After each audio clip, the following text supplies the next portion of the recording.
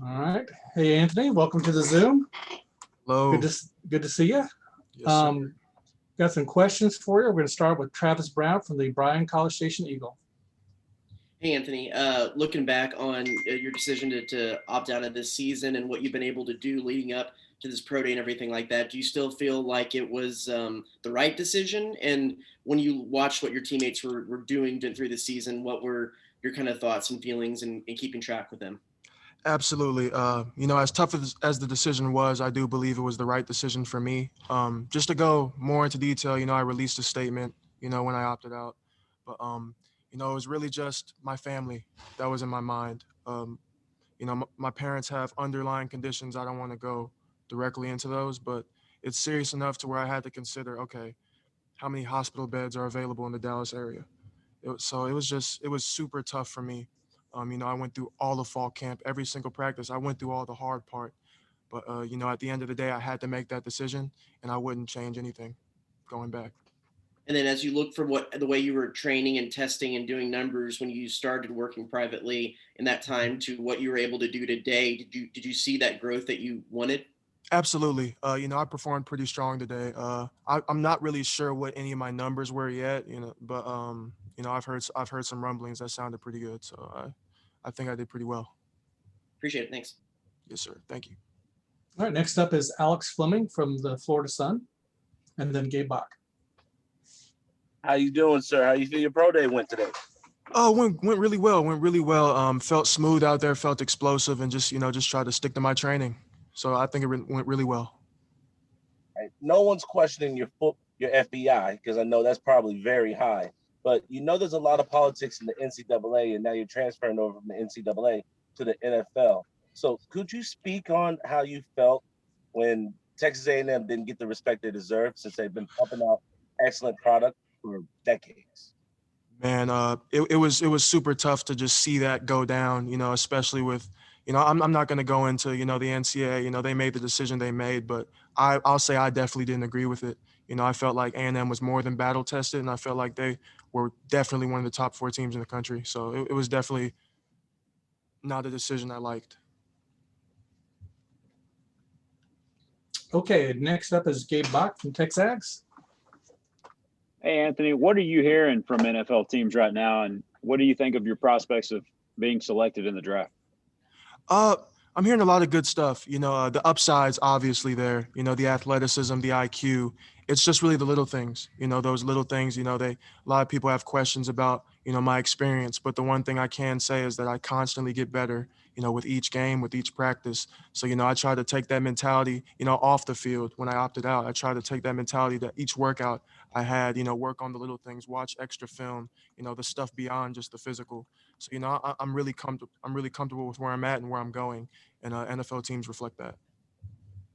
And then can you kind of just going back on Travis's question, a little more just expounding on what was it like, as much as you love A&M, to be on the sideline and to watch A&M rise throughout the course of the season, to win an Orange Bowl, to have the highest closing ranking since pre-World War II? Man, it was extremely tough to watch. Just feeling like I should be out there. I had endured all the fall camp. That's the hard part. But just to see but it was also like on the flip side, super, super awesome to see, my guys succeed, to see that linebacker core, that defense rise to where they did. That was really, really awesome to see. And I kept in close contact with all my boys, Buddy, Aaron, Andre White, and I'm just really proud of how they did. All right. Let's go to Matthias from Timeout Brazil. Uh, Anthony, here's Matthias from Timeout here in Brazil. Congratulations for going for the NFL draft. Thank you. Uh, you just said about how stuff was for you, like being the sideline and not playing last year. But what do you think that you could do improve most during this time that you don't have tape, and maybe the NFL can see the day by day of your work, but you're trying to show them on these interviews and pro days and all those little meetings they're gonna have for the teams?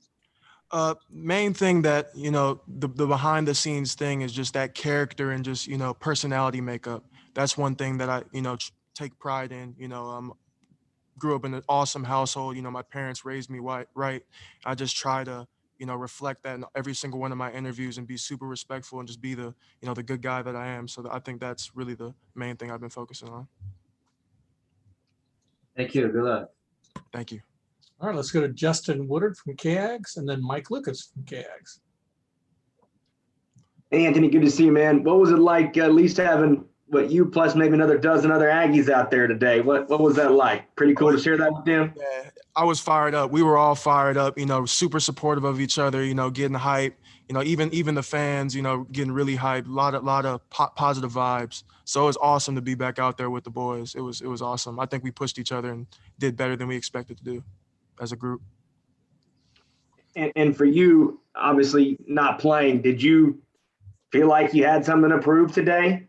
Absolutely. Not having that opportunity to play, choosing to make that decision that I made, it was definitely tough. And I felt like I had, a little chip on my shoulder, not just today, but, throughout all my training. I tried to let it all out. All right, let's go to Mike Lucas from KAGS and then Megan. What's up, Anthony? It's been too long, man. How you been? Yes, sir. Doing well. How about you? I'm doing pretty good. That's good, Anthony, man. when you were training this year, without playing, do you feel like there's one area in particular you may have improved upon that you wouldn't have if you were competing in games? Man, one thing I really tried to focus on was my early down footwork. I worked with Brandon Tucker, Clay Mack, two big time guys. Clay Mack's a DB trainer / linebacker trainer and just coverage movement. And Brandon Tucker, he's like a D-line coach, pass rush, but also works with linebackers. I was really just working on that footwork, being super patient, just reading keys. I would get certain looks, with a yell fallback, just trying to stay patient, whether I'm falling back or not, just trying to be really patient early on in the down. So that's really what I focused on. And just out of curiosity, do you look at mock drafts by any means? I know it's still so far out and no one really knows what's going to happen, late in the draft, but do you look at them at all? No, I try to stay away from those. I just try to focus on what I can control. But Awesome. Thank you, Anthony. Good luck, man. Thank you. All right, let's go to Megan Price from Sideline Sports and then Josh. Hey, Anthony, how are you doing? So there's several defensive programs out there that are having to rebuild. Are you interested in joining a team that's having to rebuild? And have you heard from Dallas? As far as that, man, I'm interested in whatever team is interested in me, honestly. But that'd be a great choice. Someone a team looking to rebuild. To where I can step in and have the opportunity to start and play early. That'd be awesome and ideal. And to answer your second question, yes, I've been in contact with Dallas. Well, that's awesome. Hope to see you there. Yes, sir. Oh, yes, ma'am. I apologize. No problem. All right, let's wrap it up with Joshua Allen from the Bucks Report. Hey, Anthony, how are we doing today? Doing pretty well. Yourself? I'm doing well. Thanks for asking. I just wanted to ask you as a current theme, because this is all, so new for players. Have you leaned on anyone for advice, whether it be pro players currently, former players, former Texas A&M players, for advice on what the pro day would be like, what the whole pre-draft and draft process is like, to kind of pick their brain, get some tips on how to approach it and handle it? And then have you spoken with the Bucks? For sure, yeah. I really just leaned on my support staff, my parents, my teammates, my coaches. I reached out to Tyler Santucci. He kind of guided me. So did my trainers as well. B Mac, B Mo, Aaron Piper, Clay Mack, Brandon Tucker. All those guys just kind of, had the opportunity to work with guys that were in my position for years. So, I was just trying to take in all the knowledge I could. Even former NFL players going through MJP, Michael Johnson Performance, did an awesome job with training. Had a bunch of pro guys going through there. I was just trying to take in every single piece of knowledge I could. So, and no, I haven't had the chance to talk with the Buccaneers yet. All right, that's all the questions we have for you. Thanks. I appreciate y'all. All right, next up will be Dan Moore Jr. If you have questions for Big Dan, then